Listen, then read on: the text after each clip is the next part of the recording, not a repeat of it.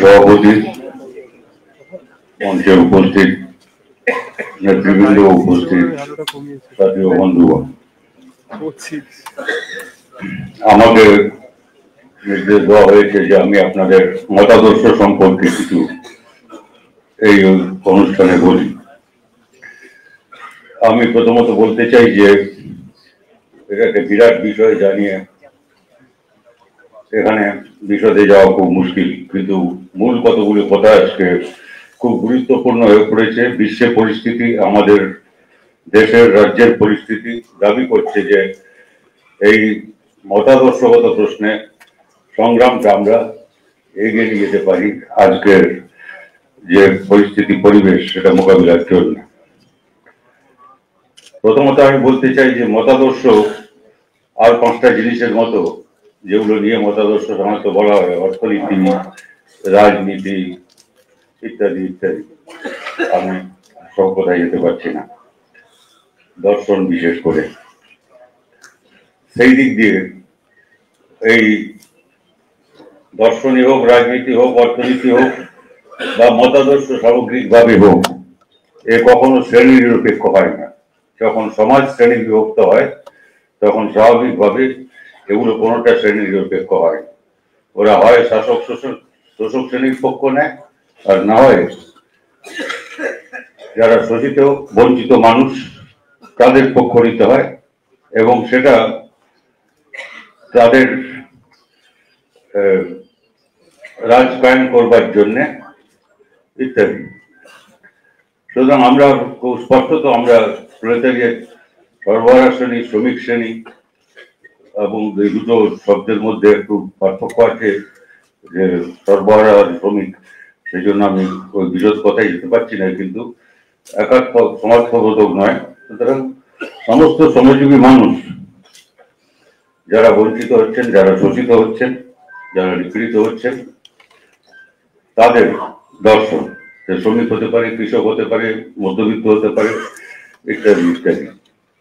সেই জন্যে তাদের বেলায় দর্শন আর শাসক শ্রেণীর দর্শন এক হয়, স্বাভাবিকভাবে ভিন্ন, এবং সেগুলো আমরা প্রত্যক্ষ করি প্রত্যেক দিন। আমাদের কাছে বলি আমরা যে আমাদের মতাদর্শ হচ্ছে মার্ক্সবাদ, লেনিনবাদ। মার্কস এঙ্গেলস প্রায় 1844-45 সালে সেই অর্থে তাকে মার্ক্সবাদ বলা হয়, সেটাকে আমরা ধরে নিই যে সেই সময় তার উত্থান হয়েছিল। মতাদর্শগত সংগ্রাম, রাজনৈতিক আরো 5টা বিষয় নিয়ে সংগ্রাম, তার মধ্য দিয়ে পথ দেখানোর জন্য। এবং পরবর্তীকালে আমরা জানি যে 19বিংশ শতাব্দীর শেষ, 20 শতাব্দীর শুরুতে লেনিন সেই মার্কস এঙ্গেলসের সময়কার যে পুঁজিবাদ, সেই পুঁজিবাদ থেকে সাম্রাজ্যবাদের স্তরের উত্তরণ তার ব্যাখ্যা করেছিলেন, যেখানে বলা হয় যে সাম্রাজ্যবাদ হলো পুঁজিবাদের সর্বোচ্চ স্তর। এখন আমরা যেখানে দাঁড়িয়ে আছি সেখানে সেই সাম্রাজ্যবাদের স্তরের যে ব্যাখ্যা ইত্যাদি ছিল, তার দু একটা বিষয় আজকে একটু পরিবর্তন হয়ে গেছে। কারণ তখন যেগুলো চিহ্নিত করা হয়েছিল এবং তা প্রমাণিত হয়েছিল সত্য, যে সাম্রাজ্যবাদের মধ্যে কোন কোন দ্বন্দ্বগুলি তীব্র থেকে তীব্রতর হবে, এবং সেই সময় কেন তাদের মধ্যে যুদ্ধ অনিবার্য হয়ে পড়বে, এবং সেই সাম্রাজ্যবাদী যুদ্ধের বিরোধিতা করতে হবে, তাকে ব্যবহার করতে হবে সাম্রাজ্যবাদের বিরুদ্ধে, সেখানে শ্রমিক, কৃষক, খেটে খাওয়া মানুষের রাজ কায়েম করবার জন্য, বিপ্লবের স্বার্থে। কাজে সেই অর্থ দিয়ে আমরা বুঝতে পারি যে লেনিনবাদ কথাটা ওই জন্যে সোভিয়েত ইউনিয়নের কমিউনিস্ট পার্টি যুক্ত করেছিল না, ওই নামই দিয়েছিল, কিন্তু আমরা দুটোকে আলাদা করতে পারি না। মার্ক্সবাদ, লেনিনবাদ, সেটাই আমরা বলি যে আমাদের মতাদর্শ। এবং সেখানে আমি যা বললাম, রাজনীতি, দর্শন, অর্থনীতি থেকে নন্দন শাস্ত্র পর্যন্ত আপনি অনেক বিষয় জানিয়ে এই মতবাদ তৈরি হয়েছে, সেই সব কিছুর জন্য প্রযোজ্য। এবং সেটা তারা বললেন যে কি লক্ষ্য হবে কি এই বিপ্লবের লক্ষ্য, যে একটা নতুন সমাজ ব্যবস্থা, সেটাকে সমাজতন্ত্র এবং সাম্যবাদ কমিউনিজম যাকে বলা হয় সেই স্তরে নিয়ে যেতে হবে, যেখানে একটা শ্রেণীহীন সমাজ তৈরি হবে এবং দুটোর মধ্যে পার্থক্য খুবই ছোট। এক কথায় যদি বলা যায় যে সমাজতন্ত্র হচ্ছে সেই স্তর যখন প্রত্যেকে কাজ করবে আর কাজের মতো পাবে, যেরকম কাজ সেই অনুসারে পাবে। আর সাম্যবাদ হচ্ছে প্রত্যেকে কাজ করবে তাদের প্রয়োজন মতো পাবে। সেটা এখন আমরা বলতে পারি না যে পৃথিবীতে এখনই সম্ভব, এটা খুব দীর্ঘ সময়ের ব্যাপার হবে। এটা যে দীর্ঘ সময়ের ব্যাপার হবে সেটা আমাদের অভিজ্ঞতায় প্রমাণিত হয়েছে। কিন্তু বুঝতে হবে যে মতবাদটা আমাদের কাছে যেরকম, আমি ওই ভাষায় বলছি যে মার্ক্সবাদ আমাদের কাছে আপ্তবাক্য নয়, ইহা কর্মক্ষেত্রে পথ নির্দেশক মাত্র।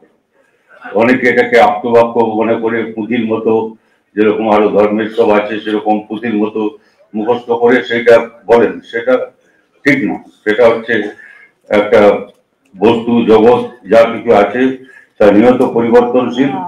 এইসব বলতে বলতে আমার এখন কত 2 মিনিট কি যাই হোক কিছু জীবনের আয়ু মানে কমে গেছে আর কি, মানে এগোচ্ছি আর কি।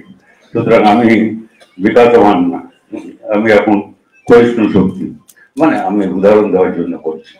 সেটা হচ্ছে সেই জন্য যেহেতু গতির মধ্যে বস্তুকে দেখতে হয়, সেই জন্য তা গতিশীল, সেই জন্য তা কখনো স্থির সত্য এইখানে দাঁড়িয়ে থাকার কোনো মতাদর্শ না।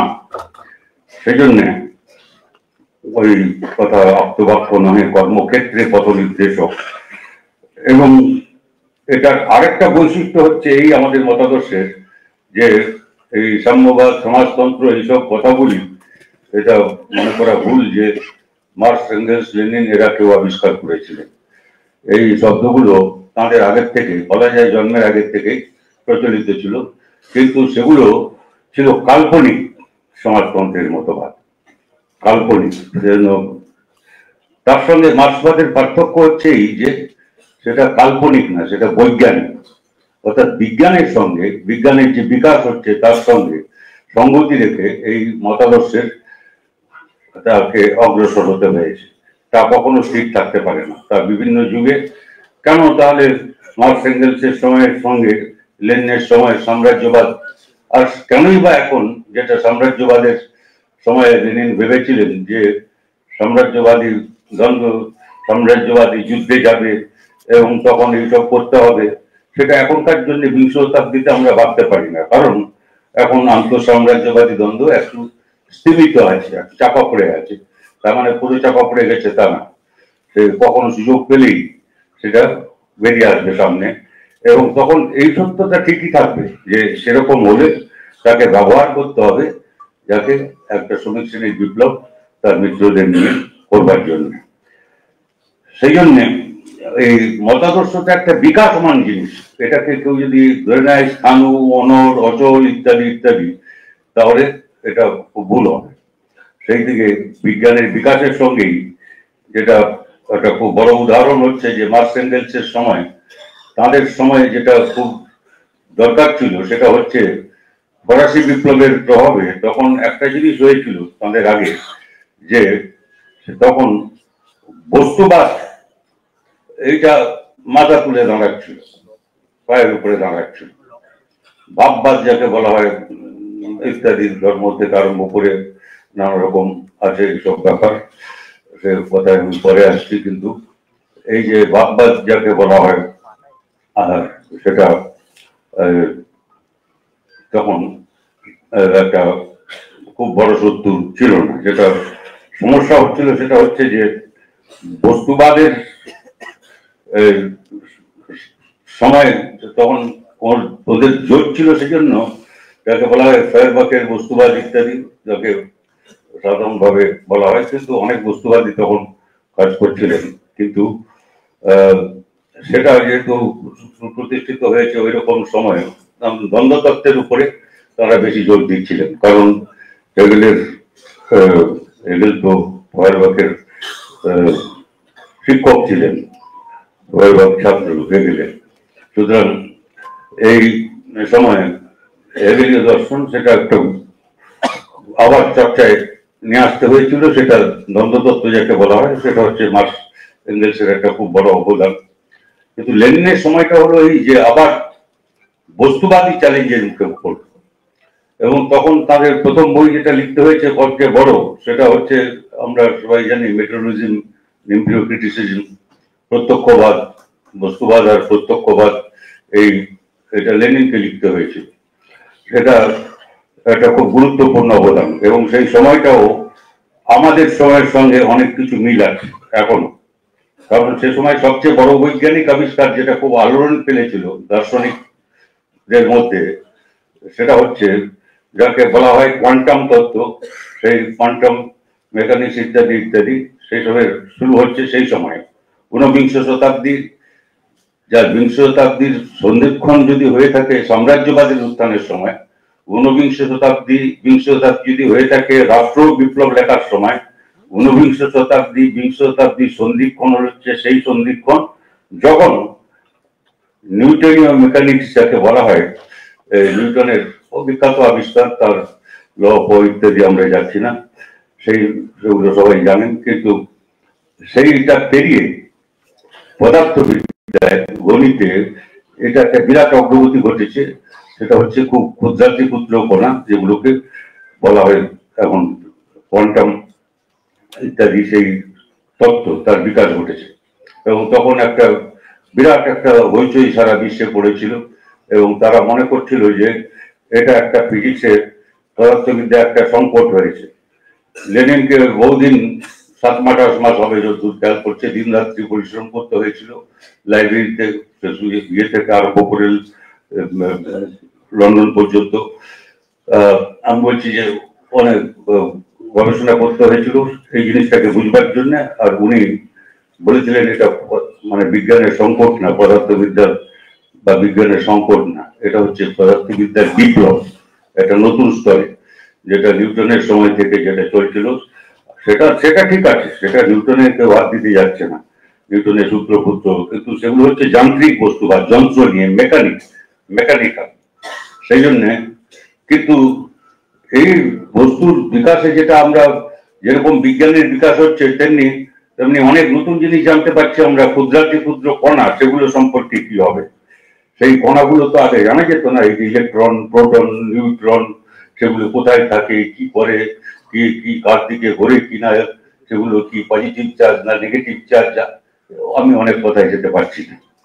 এবং সেইটা নিয়ে তাকে তখন কাজ করতে হয়েছিল, গভীর পড়াশোনা করতে হয়েছিল। কারণ সেটাকে নিয়ে তাকে লিখতে হয়েছিল ওই যে বিখ্যাত লেখামল বস্তুবাদ, প্রত্যক্ষবাদ, মেটেরিয়ালিজম, এমপিরিও ক্রিটিসিজম ইত্যাদি একটা লিখতে হয়েছিল। কিন্তু তারপরে উনি হেগেলের যে চর্চা সে করেছেন, মার্কস এঙ্গেলস যা করেছেন, তার উপরে দাঁড়িয়ে তাকে সময় উপযোগী বিকাশ তার করেছিল। সেই জন্য ওই দর্শনের ওই কথাটা যে দ্বন্দ্বমূলক বস্তুবাদ, এবং তার উপরে দাঁড়িয়ে ঐতিহাসিক বস্তুবাদ, ইতিহাসের বিশ্লেষণ, এইসব হচ্ছে মতবাদের একটা খুব গুরুত্বপূর্ণ দিক। অবশ্যই লেনিন অবশ্য ওই দুটোর মধ্যে ওইরকম, এটা দ্বন্দ্বমূলক, এটা বস্তুবাদ, মানে হেগেলের তথাকথিত দ্বন্দ্ব তত্ত্ব আর ফয়ারবাখ ইত্যাদি বস্তুবাদী বিজ্ঞানীদের বস্তুবাদী তত্ত্ব, এই দুটোর মিশিয়ে এই দ্বন্দ্বমূলক বস্তুবাদ বলা হয়। উনি সহজ করে বলেছিলেন যে দ্বন্দ্ব তত্ত্বই হলো বস্তুবাদ, ডায়ালেকটিক্স ইজ মেটেরিয়ালিজম। এটা বিচ্ছিন্ন করা যায় না। এটা ঠিকই বিচ্ছিন্ন করেছিলেন ফয়ারবাখ বা হেগেল তাঁদের আমলে, ওরা মিলাতে পারছিলেন না, পরস্পরের বিরুদ্ধে দাঁড়িয়েছে। কিন্তু এর মধ্যে যে দ্বান্দ্বিক ঐক্য আছে এবং সংগ্রামও আছে, সেই সব, এটা একটা বড় অবদান সেই সময় আমরা দেখেছি। আমি এইসব কথায় বেশি যেতে চাই না, এগুলো খালি বলছি যে একটা ভূমিকা হিসাবে বেশি এখনকার চ্যালেঞ্জ কি তাতে যাওয়ার জন্য। কিন্তু আমি বলছি যে এই কথাটা সবসময় মনে রাখতে হয়। আমরা যখন সত্যের সন্ধান করি, সত্যকে খুঁজে পাচ্ছি না, যে কি হচ্ছে শ্রীলঙ্কায়, ওখানে ভালো হচ্ছে, এগোচ্ছে নাকি? আচ্ছা, বাংলাদেশে কি হবে? আচ্ছা, ওইখানে যে কি বলে প্যালেস্টাইনকে ঘিরে যা হচ্ছে থেকে আরম্ভ করে সেটা যেরকম করে ছড়াচ্ছে অন্যান্য আরব দেশের উপরে, তার প্রভাব থেকে আরম্ভ করে এইসব কিছু, এই সিরিয়া ইত্যাদি, এসব লেবানন সিরিয়া এসব যা হয়েছে ইত্যাদি ইত্যাদি, কি পৃথিবীর আপনারা যে কেউ খবর রাখেন আপনি দেখবেন যে কোথায় কি হচ্ছে। আফ্রিকাতে কি করে সাহেল এলাকা জুড়ে সেখানে ফরাসিদের হটিয়ে দিয়ে, তাদের মুদ্রা ভাগিয়ে দিয়ে তারা বলে দিয়েছে আমাদের মাটির তলার সম্পদ যেটা তোমরা লুট করে এতকাল খেয়েছো এটা আমাদের, এখানে তোমার অধিকার নেই, তোমার মিলিটারি নিয়ে বেগে যাও। আর বেড়ে যাচ্ছে ওখানে, ওগুলো কেউ বলে না। ওটা একদিকে খালি এটা বলে তো ওটা বলে না, সারা দুনিয়াকে যখন দেখতে হয় সামগ্রিক ভাবে দেখতে হয়। এই যে সব জিনিসগুলো হচ্ছে এইটা অনেক সময় ব্যাখ্যা কি বলে একপেশে হয় অনেক সময়, সেটা একটা খুব সমস্যার ব্যাপার এই ব্যাখ্যায়।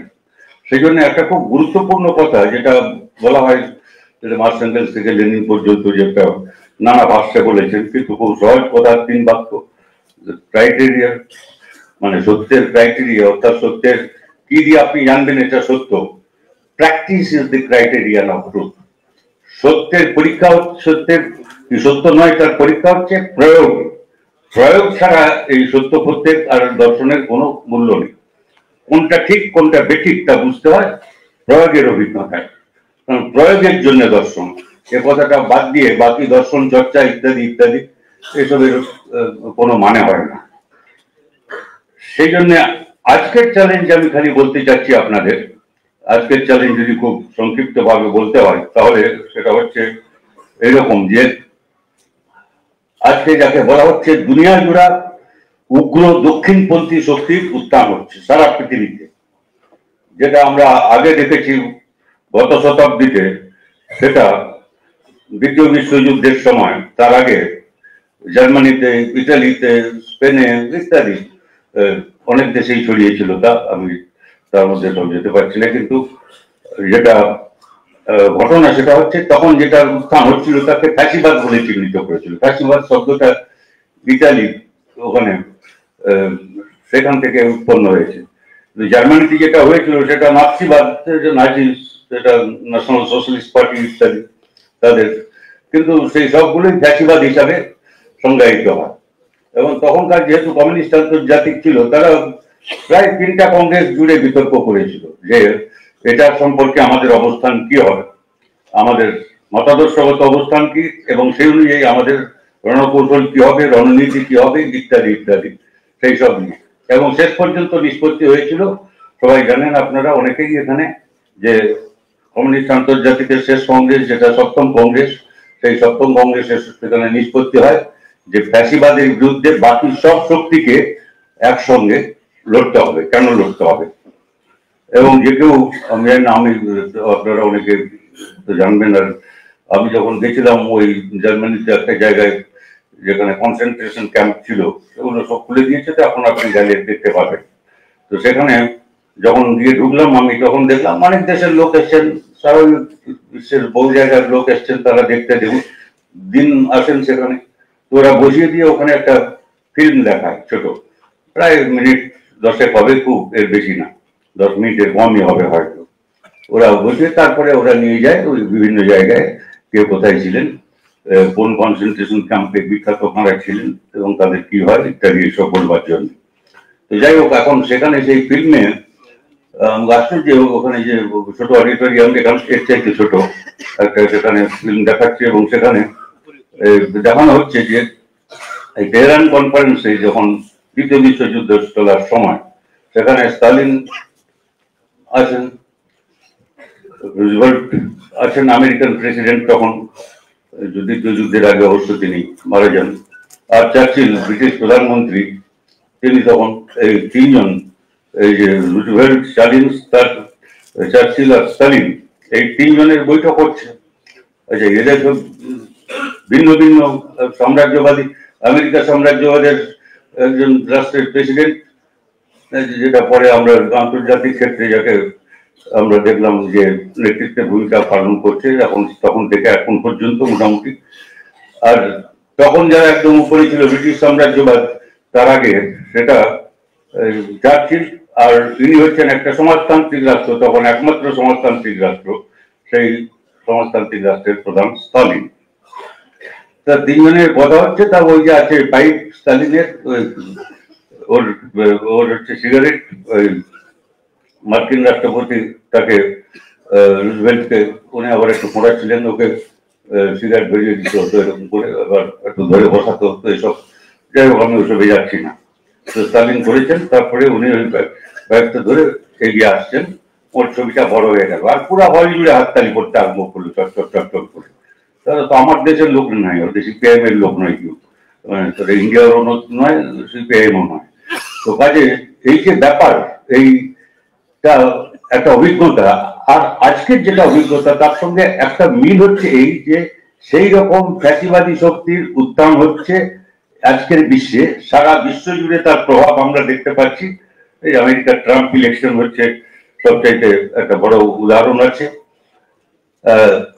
সেটা অবশ্য খুব জোর করে বলে, যেরকম শ্রীলঙ্কাটা হয়তো খুব আস্তে আস্তে বলে ছাড়িয়ে যায়, সেটাই যাই হোক না কেন, আমি জানি না তাতে আপনারা কেউ প্রভাবিত হন কিনা, কিন্তু লোকে তো প্রভাবিত হবেই।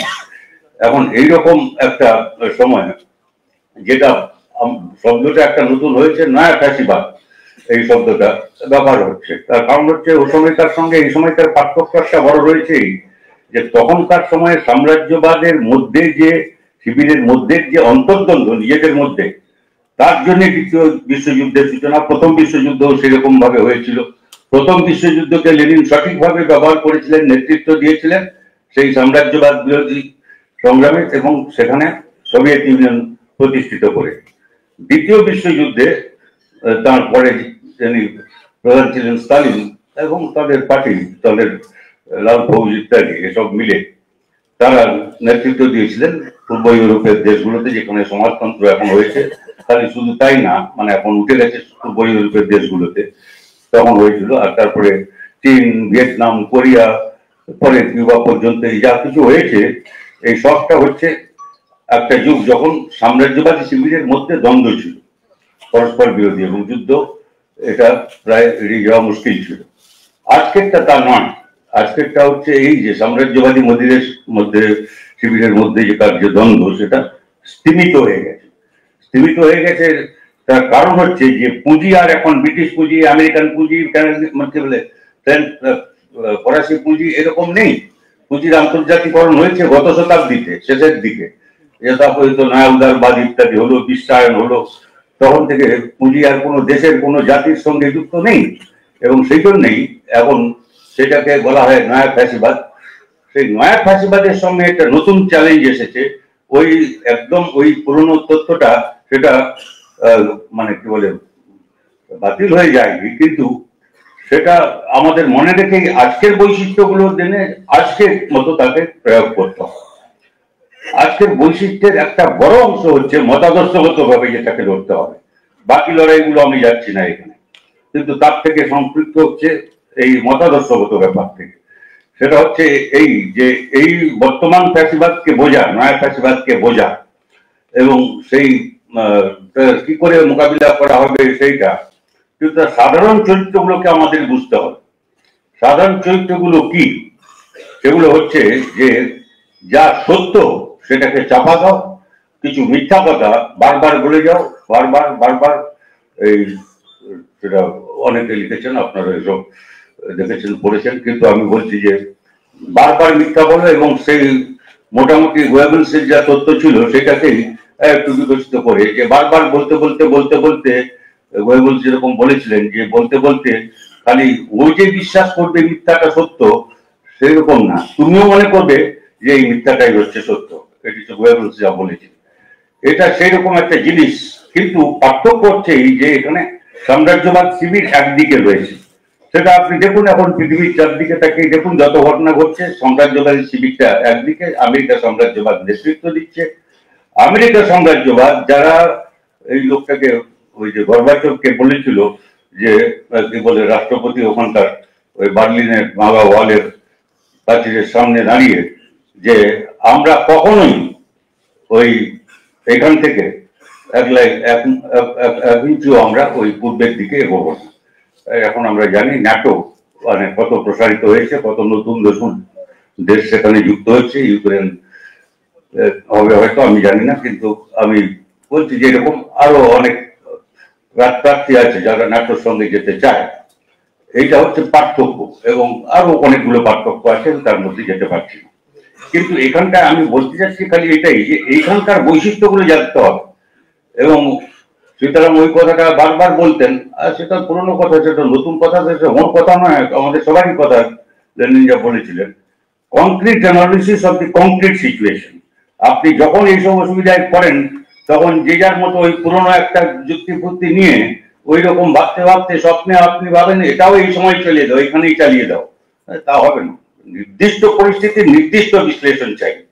পরিস্থিতি কখনো এক জায়গায় দাঁড়িয়ে থাকে না, তা জটিল থেকে জটিলতর হয়। পৃথিবীতে এমন কোনো কিছু নেই যা স্থাণু, অনর, অচল, স্থির নেই। সবসময় সব জিনিস সেই গতির মধ্যে আছে। বস্তুর অস্তিত্বের রূপই হলো গতি। এটা হচ্ছে ওই দর্শনের কথা, বস্তুর অস্তিত্বের রূপই হচ্ছে গতি। গতি ছাড়া বস্তুর অস্তিত্ব থাকে না। সুতরাং সেই গতির মধ্যে আপনাকে বিচার করতে হবে আজকের বাস্তবতা কি, আজকের কি জিনিস, সেটা নির্দিষ্ট পরিস্থিতির নির্দিষ্ট বিশ্লেষণ করতে হবে। কিন্তু সাধারণ কতগুলো চরিত্র যেটা বলা যায় সেটা হচ্ছে যে ধর্ম, জাতি, বর্ণ, লিঙ্গ এইগুলিকে ভিত্তি করে বিভাজন তৈরি করে। একদিকে হচ্ছে এই জাতি, যেটা হিটলার মুসলিনরা বলতে, সেটাই এই জাতি হচ্ছে আমাদের জাতি। এই জাতি তো খালি নয়, ওর মধ্যে ধর্ম ছিল, কিন্তু আমি সেটাই যাচ্ছি না। মানে ইহুদিদের তখন টার্গেট করা হলো, লক্ষ্য করা হলো এই যে বিষয়। কিন্তু এটা এখন খালি জাতির ব্যাপার না, আমরা এর বিরুদ্ধে। কারণ আমরা আন্তর্জাতিকতাবাদী, আমরা বামপন্থীরা, কমিউনিস্টরা, আমরা বিশেষ করে আমাদের পার্টি, তো এই কমিউনিস্ট ইস্তার যা লেখা হয়েছিল, দুনিয়ার মজদুর এক হও, জাতি ধর্ম নির্বিশেষে তাদের আমাদের এক করতে হবে। আমরা এই তত্ত্বের উপরে দাঁড়িয়ে আছি। এটা আমার জাতি, মানে ভারতীয় জাতি কি অমুক জাতি, বাংলায় বাঙালি জাতি কি অসমিয়া জাতি, অহমিয়া জাতি, ইত্যাদি ইত্যাদি, এইসব ব্যাপার না। সুতরাং এই যে জাতি, বর্ণ, এই যে কালো মানুষদের বিরুদ্ধে যা হচ্ছে, যা এখন ট্রাম্প যা ঘোষণা করেছেন, তারপরে আমি জানি না কি হবে, কিন্তু সে ঘোষণা করুন বা না করুন, আপনারা জানেন কি হচ্ছে ওখানে, প্যালেস্টাইনে কি হচ্ছে ওখানে। ধর্মের ব্যাপার নাকি, জাতির ব্যাপার। যারা প্যালেস্টাইনি যারা এসব করছে, নেতানিয়াহু যারা করছে, তাদের জার্নালিস্ট বলা হয়। এরা ধর্মের সঙ্গে ওই যেটা জুডাইজম বলা হয়, ওদের ধর্ম, সেটা সঙ্গে এক নয়। জার্নালিজম আর জুডাইজম এক বিষয় না। সেই জন্যই আমাদের এই জিনিসগুলো বুঝতে হবে। এবং লিঙ্গ বৈষম্য তো আপনারা দেখছেন, বোধ আমেরিকা যুক্তরাষ্ট্র থেকে এখানে আপনার পাড়ায় পাড়ায় আপনি দেখতে পাবেন। এই যে সব বৈশিষ্ট্যগুলো, এই যে এইগুলো, এই যে দুয়ের মধ্যে এই দ্বন্দ্ব কি করে তীব্র হবে, সেই জন্য একটা কাঠামো তৈরি হচ্ছে। এবং তার সঙ্গে অবশ্য যুদ্ধাস্ত্র থেকে আরম্ভ করে আরো এমন এমন সব যুদ্ধাস্ত্র যা পৃথিবীকে কয়েক সেকেন্ডের মধ্যে ধ্বংস করতে পারে। সেই জন্য এই পরিস্থিতিটা দাঁড়িয়ে আজকের প্রয়োজন কিন্তু একই থেকে যাচ্ছে, যে একটা দেশের ফ্যাসিবাদের মোকাবিলা করার জন্য আমাকে বাকি যে সমস্ত নয়া ফ্যাসিবাদের মোকাবিলা করার জন্য এই শক্তির বিরুদ্ধে যারা যারা আছে তাদের সবাইকে একত্রিত করতে হবে। এই কৌশলের কোনো পরিবর্তনের প্রশ্ন ওঠে না। তখন যদি হিটলার মুসলিনের সঙ্গে হয়ে থাকে ওদের, আর এদিকে যখন স্টালিন, যা বললাম, চার্চিল কি এদের সঙ্গে রুজভেল্টের বৈঠক হতে পারে, আর তা নিয়ে দেখে এবং স্টালিনকে হাততালি করতে পারে। এখন যদি করতে পারে, তাহলে ওইটাই খুব বিরাট কিছু পার্থক্য নেই, এটা বোঝা দরকার। এই শক্তির বিরুদ্ধে যত শক্তি আছে তাকে ঐক্যবদ্ধ করতে হবে। আমি কথা বাড়াতে পারি না, আমার সময় বোধহয় হয়ে গেছে, কি হতে যাচ্ছে। যাই হোক, আমি যেটা বলতে পারি সেটা হচ্ছে, এটা আমি কি করবো, ছোটবেলা থেকে শিখেছি, রবীন্দ্রনাথ পড়েছি, তারপরে কিছু আপনারা আর অনেক কবিতা সাহিত্য আমার পড়েছি। এই যেটা হচ্ছে আমাদের এখানে ধর্ম নিয়ে, ধর্ম সাম্প্রদায়িকতা আর ধর্ম নিরপেক্ষতা, আমাদের মতাদর্শগত লড়াইয়ের সবচাইতে কঠিন জায়গা হচ্ছে এইটাই। ধর্ম যার যার, প্রত্যেকের যে যার বিশ্বাস মতো সে করবে, যেটা আমরা তার বিরোধী নই। যারা ধর্মে বিশ্বাস করেন সাধারণ লোক, আমরা তার বিরোধিতা করি না। কিছু কিছু লোক আছে অতি বিপ্লবী, তারা ধর্ম নিয়েই তারা লেগে পড়ে, সাম্প্রদায়িকতার চাপা পড়ে যায়। সাম্প্রদায়িকতার সঙ্গে ধর্মের কিছু মিল নেই। সাম্প্রদায়িকতা হচ্ছে একটা ধর্মের সঙ্গে সম্পর্কযুক্ত নয়, একটা রাজনৈতিক উদ্দেশ্য নিয়ে যা নির্মাণ করা হয়, এটা হচ্ছে সাম্প্রদায়িকতা। বিভাজন তৈরি করো, বাস করো আর শাসন করো, তার ভিত্তিতে প্রতিষ্ঠিত। আর ধর্মনিরপেক্ষতা মানে হচ্ছে রাষ্ট্রের সঙ্গে, রাজনীতির সঙ্গে ধর্মের কোনো সম্পর্ক থাকবে না। এটা আমাদের ভারতীয় ধর্মনিরপেক্ষতা, তার নিজস্ব বৈশিষ্ট্য আছে। সেটা সব গান্ধীজি, নেহরু দুজনেই একরকম বলতেন তা না, আমি সে কথায় বিশেষ যেতে পারছি না, কিন্তু আমার মনে হয় যে প্রকৃত যেটা ধারণা ধর্মনিরপেক্ষতার উদ্ভব, সেটা নেহরু মানতেন। গান্ধীজির সম্পর্কে আমি বেশ কিছু এখানে বলতে পারি না। কাজে ওই যে ব্যাপার, ওইটা আমাদের বড় চ্যালেঞ্জ। এখন ওইটা বললাম, যেটা বলে শেষ করি, সেটা হচ্ছে রবি ঠাকুরের কবিতা। কি যাই হোক, আমি আপনার রবি ঠাকুর তো না, যিনি এখানে পাকিস্তানের জাতীয় কবি হলেন, আমাদের জাতীয় কবি রবীন্দ্রনাথ, আর উনি তো সারা দেশে বিশ্বকবি বলে খ্যাত, আমরা তাই বলি অন্ততপক্ষে। সেটা কেউ ভুলে গেলে খুব মুশকিল হবে। এই যিনি লিখেছিলেন সারে জাহা সে ইচ্ছা, মোহাম্মদ ইকবাল। আর ওই গান আপনারা শুনে থাকবেন, গণনাট্যের লোকেরাও এই গান গায়। আজকে গেছে কিনা আমি বলতে পারবো, তবে আমি গান শুরু হওয়ার পরে এসেছি। সারে জাহা সে ইচ্ছা, সারে জাহা সে আচ্ছা, সারে জাহা সে আচ্ছা, তার মানে হিন্দুস্তান আমারা। গানটা আবার ওইটা আমি সেলিমের কাছে শুনেছি যে হারিম চট্টোপাধ্যায় এর সুরারোপ করেছিলেন। এখন তিনি পাকিস্তানের জাতীয় কবি হয়েছিলেন, তিনি চান দেশ বিভাজন চান। এই এর মধ্যে জাতীয়তা, উগ্র জাতীয়তাবাদ নেই। কারণ ইকবাল গাইছেন, লিখছেন সারে জাহা সে আচ্ছা হিন্দুস্তান আমারা। উনি হিন্দুস্তান বলতে তো কি বলে ইয়ে করেননি, কোনটা করেননি। আর রবি ঠাকুরকে আমি বলছি এই জন্যে, অন্তপক্ষে দুটো খুব সুপরিচিত কবিতা, আমি অনেক বহুত কোটেশন আছে, আমি তার মধ্যে যাচ্ছি না। একটা তো হচ্ছে প্রশ্ন, একটা প্রশ্ন ইনি রেখে গেছিলেন, ভগবান তুমি যুগে যুগে দুধ পাঠাইছো বারে বারে দয়াহীন সংসারে, তারা বলে গেল, ইত্যাদি ইত্যাদি। আর শেষ হচ্ছে যেখানে ভগবান এইসব করে পড়ে, এখন আপনি বললেন আরে ভগবান বলে এই লোকটা তো কমিউনিস্ট নয়, তাহলে এই লোকটাকে পড়ে কি লাভ আছে? এই সমস্ত রবীন্দ্র জয়ন্তীতে গিয়ে আমাকে বলতে হবে যে উনি কমিউনিস্ট ছিলেন না। কমিউনিস্টটা, আপনি কমিউনিস্টটা একা কিছু করতে পারবেন না, আমাদের পার্টি একা কিছু করতে পারবে? আরো কমিউনিস্ট পার্টি আছে, আরো বামপন্থী আছে, ধর্মনিরপেক্ষ লোক আছে, ফ্যাসিবাদ বিরোধী লোক আছে, নয়া ফ্যাসিবাদের বিরুদ্ধে যারা লড়তে চায়, এরকম অনেক শক্তিকে এক করতে হবে। তাদের অবদানটা আপনি ভুলে যাবেন না। ওইখানে যেখানে প্রশ্নের শেষের দিকে যখন যাচ্ছেন, শেষ পাড়ার দিকে, আপনি আমি যে দেখেছি,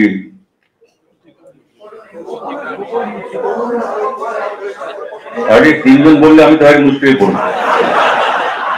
আমি যে দেখেছি গোপন হিংসা কপট রাত্রি ছায়ে হেনেছে নিঃসহায়, আমি যে দেখেছি প্রতিকারহীন সত্যের অপরাধে বিচারের বাণী নীরবে নিবৃত্তে কাঁদে, আমি যে দেখিনু তরুণ বালক উন্মাদ হয়ে ছুটে কি যন্ত্রণায় মরেছে পাথরে নিষ্ফল মাথা কুটে, কণ্ঠ আমার রুদ্ধ আজকে বাঁশি সঙ্গী তারা অমাবস্যার কারা, লুপ্ত করেছে আমার ভুবন দুঃস্বপনের তলে, তাই তো তোমায় সুধায় রুস্তু জলে, তুমি কি তাদেরকে ভালোবাসে আছো? তুমি আছো যারা তোমার বিষাইছে বায়ু নিভাইছে তবে আলো, তুমি কি তাদের ক্ষমা করিয়াছ? তুমি কি বেসেছ ভালো? প্রশ্ন ছেড়ে না না, উত্তরটা উনি দিয়েছেন, আমি দিচ্ছি না, আমার মতো করে দিচ্ছি না। ওটা আরেকটা কবিতা, ওটা কি যেন নাম, ও এবার ফিরাও মোড়ে, যারা পড়েছেন তারা।